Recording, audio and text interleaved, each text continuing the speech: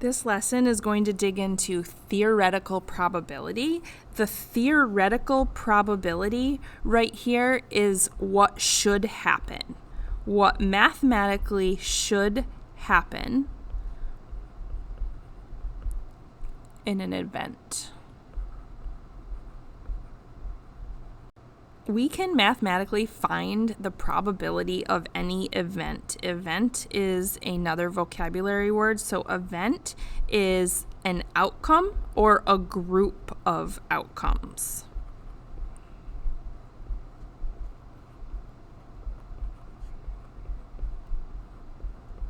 This is the nomenclature for writing out probability. It's going to be a capital P, and then in parentheses you're going to describe the event, so the outcome or the group of outcomes that you would like. And then it's going to be a ratio. It's going to be the number of favorable outcomes, so basically what you want to happen. And then you're going to divide that by the total number of outcomes. And this is how we find theoretical probability. Number of favorable outcomes over the total possible outcomes. I could say possible right here. Total possible outcomes. So here's an example. The spinner has 16 equal sections with 2 sections that say win. What is the theoretical probability of spinning the spinner and landing on win? So we are going to start capital P, and then in parentheses, I'm going to write my outcome that I want, my event being win. So we're going to take, again, it's going to be the number of favorable outcomes. So how many ways can you win? Well, we can win either of those 2 ways. So this is going to be 2 out of the total number, which was 16. We could count that, or we could just go back and read the problem. 2 out of 16. We're not going to leave a fraction if it's not in simplest form. So this becomes 1/8. In my calculator, I can take 1 divided by 8, which would give me 0.125, and as a percent, this is going to be 12.5%. So you're going to need to know how to go from fraction to decimal to percent in this lesson right here. So that's how we find probability, theoretical probability. We can also take the theoretical probability and predict what is going to happen.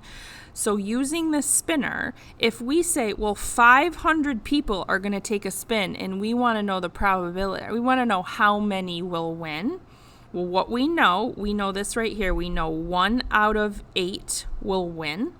So we can set up a proportion here. So we want to know how many out of 500 will win. From here, we can solve this proportion. And again, I don't have the most room here, so I'm going to cross multiply. It's going to be 8W equals 500. Now I got myself an equation, so I can go ahead and divide by 8 on both sides. That gives me W equals 62.5. So we're talking about people, so we're going to round that to about 63 winners. And again, this is theoretical.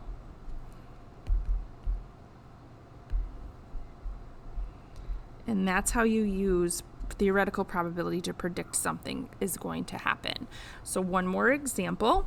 If Mrs. Kibler rolls a number cube 20 times, how many times would she expect the number to be less than 3 when she rolls it? So I'm going to start out, I need to figure out what my probability of rolling a number less than 3 is. So this is how I write probability of a number less than 3.